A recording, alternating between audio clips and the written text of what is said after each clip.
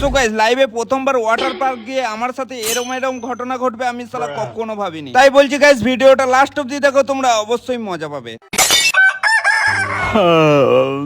Good morning guys. শালা কি বলবো বলে জীবনটা গেল চলে। শালা এই মোড়কটা যদি আজকে মুরগি হতো না তাহলে শালা একে বিয়ে করে আজকে ফুল সজ্জা করে দিতাম। যাবাটা বাটা গাইস, হালকা করে স্টাইলটা মারতে হবে, সেই জন্য চশমাটা পরে নি। আবে শালা এই চশমাও না আমার সাথে বেইমানি করে। তারপর কি হালকা করে জামাটা শুংতি দিকে, ও মাই গড এত পাটা পাটা গন্ধ। তাই বেশি না লেট করে আমার বাপের বউকে হালকা করে মা মা বলে ডাকতে, বাপের বউ যা বলে তোমরাই শুনো। কি হলো রে রামপাটা, এত ছাগলের মতো ম্যামা করছিস কেন? আরে না বাপের বউ, মানে না মানে মা, আমি বলছিলাম যে মনে হচ্ছে এই জামাটা অনেকদিন কাচো নাই, মানে ও পাঁটা ছাগল গন্ধ করছে। কি বলছিস? জামা কাচা নাই? তুই তো 2 মাস গা ধুই না, তোর থেকে পাটা ছাগল অনেক সেন্ট করে, তুই ভালো করে গা ধুয়ে আয়।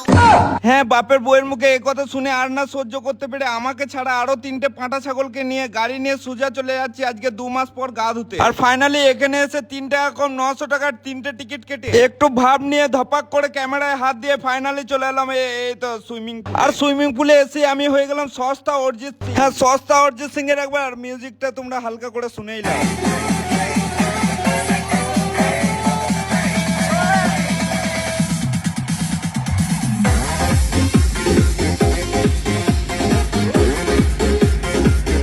তো গাইস কলজের ভেতরে কিডনি ভরা কষ্ট নিয়ে বলতে হচ্ছে আজকের মতন ভিডিওটা এখানেই শেষ করতে হচ্ছে, কারণ মেন ভিডিওটা স্পেশাল পার্ট 2 তে আসছে। আর গাইস এটা দেখতে হলে চাচা বাস থেকে হুইয়ে ফলো করে দাও।